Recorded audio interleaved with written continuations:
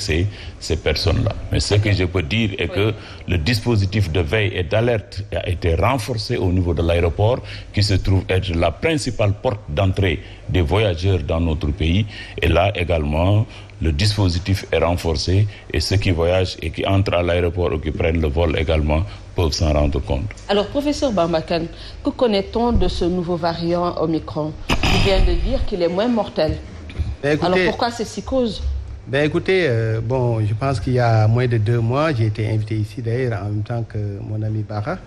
Et il y a une question que vous m'aviez posée, à savoir, est-ce qu'on était à l'abri de nouveaux mutants? Oui. Je me souviens bien de la question. Et je vous avais répondu en vous disant qu'on n'est jamais à l'abri de mutants. Personnellement, peut-être que je suis un cas à part. Je ne comprends pas toujours, si vous voulez, le bruit que fait l'apparition de mutants quand il s'agit de virus à ARN. Je pense que quand il s'agit de virus à ARN, parce que le coronavirus est un virus à ARN, la mutation est la règle. C'est l'exception qui fait qu'il n'y a pas de mutant. Donc moi, personnellement, je ne suis jamais surpris, outre mesure, par l'apparition de ce genre de mutants. Et je vous expliquais d'ailleurs à l'occasion que, heureusement qu'il y ait des mutants, parce que toutes les grandes épidémies virales se terminent avec l'apparition de mutants qui sont moins pathogènes. Parce que naturellement, les virus, en se photocopiant, vont faire des erreurs et donner des mutants qui Quand sont... vous dites que c'est moins pathogène, qu'est-ce que vous voulez dire par là, pour les gens qui nous écoutent, pour notre compréhension? Absolument. Ça veut dire que, vous savez, un virus se multiplie.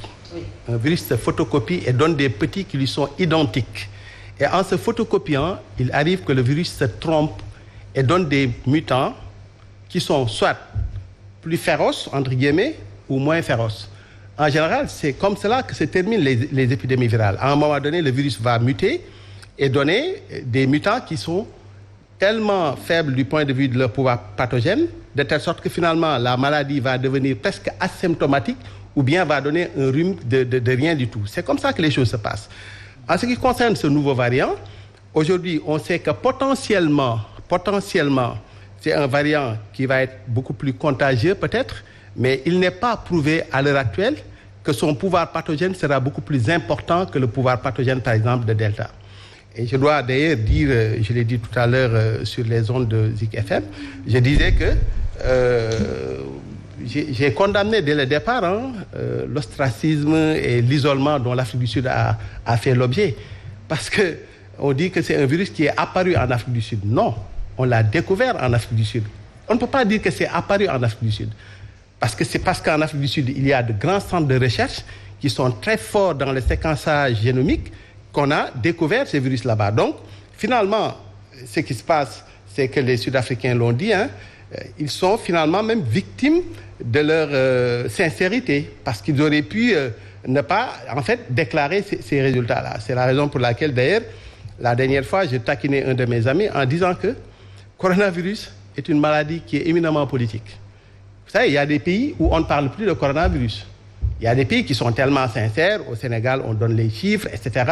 En Afrique du Sud, quand ils découvrent un nouveau variant, ils donnent ses résultats.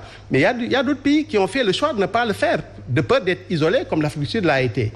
Donc, pour revenir à votre question, oui. La mutation par rapport à un virus qui a ARN, parce qu'il y a des virus à ADN et des virus à ARN, la mutation, c'est la règle. Nous, ce qu'on espère, d'ailleurs, moi, ce que j'espère, c'est qu'à un moment donné, qu'on s'achemine vers des mutants qui ont un faible pouvoir pathogène de manière à ce que la pandémie, en fait, disparaisse sur la planète, ce qui n'est pas gagné. Parce que moi, j'estime, et je l'ai dit à l'occasion d'une émission la semaine dernière, je disais qu'il faut que les gens sachent une chose. Le coronavirus ne va plus jamais nous quitter, en fait. On va apprendre à vivre avec. Aujourd'hui, l'arme fatale, l'arme la plus efficace dont on dispose, c'est la vaccination. Parce que même le respect des mesures barrières, les gens parfois flanchent. Bon, hier, j'ai vu, par exemple, à Guédiawaye où j'habite, une grande manifestation d'hommes politiques. Mais je me suis dit, mais où est-ce qu'on va? Des milliers de personnes qui étaient là en train de crier et tout. Avant, le samedi, on a vu également des rassemblements. Et les gens, vous vous rendez compte que les gens, de plus en plus, ont du mal à respecter les mesures barrières. Donc, c'est pour moi, d'ailleurs, le lieu et l'occasion de lancer encore un appel aux Sénégalais afin que les gens aillent se faire vacciner. Parce que finalement, c'est le seul moyen de lutte dont on dispose et qui nous permettent après de continuer à vivre. Parce que ces mesures qui consistent à fermer les aéroports, voilà, ça, c'est des choses qui ne peuvent pas continuer. Par contre, ce qui va continuer, c'est la présence du coronavirus parmi nous. Donc, il faut qu'on apprenne à vivre avec ce virus. Et aujourd'hui, encore une fois, le moyen le plus efficace dont on dispose pour ne pas basculer vers des cas graves, c'est encore une fois la vaccination et j'invite les Sénégalais à se faire vacciner. Alors, Abdoulaye Mbow, Omicron est apparu au Sénégal au moment où c'est comme si on a tourné la page du coronavirus parce que, comme il vient de le souligner, on ne respecte plus les mesures barrières. On n'en parle même plus. Même en pleine pandémie, au moment où on comptait des dizaines de contaminations par jour, mais également des dizaines de décès au quotidien, il y a énormément de Sénégalais qui ne respectaient pas les mesures barrières. Et il a fallu justement que l'autorité prenne des mesures restrictives pour aller dans le sens de limiter, en tout cas, les sorties justement des citoyens, et que les gens, en tout cas, se sont résignés à aller dans le sens, en tout cas, de porter les masques. Donc, je crois bien que ce n'est pas seulement le Sénégal qui fait exception.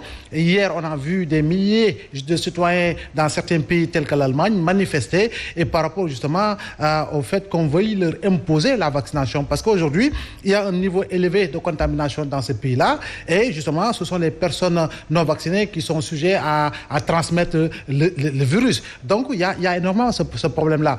Donc, je crois bien qu'aujourd'hui, il ne faudrait pas que l'on ait peur par rapport justement à la présence du virus Omicron. J'ai entendu le président Macky Sall dire ce matin qu'il faut cesser de faire peur au monde par rapport à l'apparition des trucs. Mais c'est une position que je partage.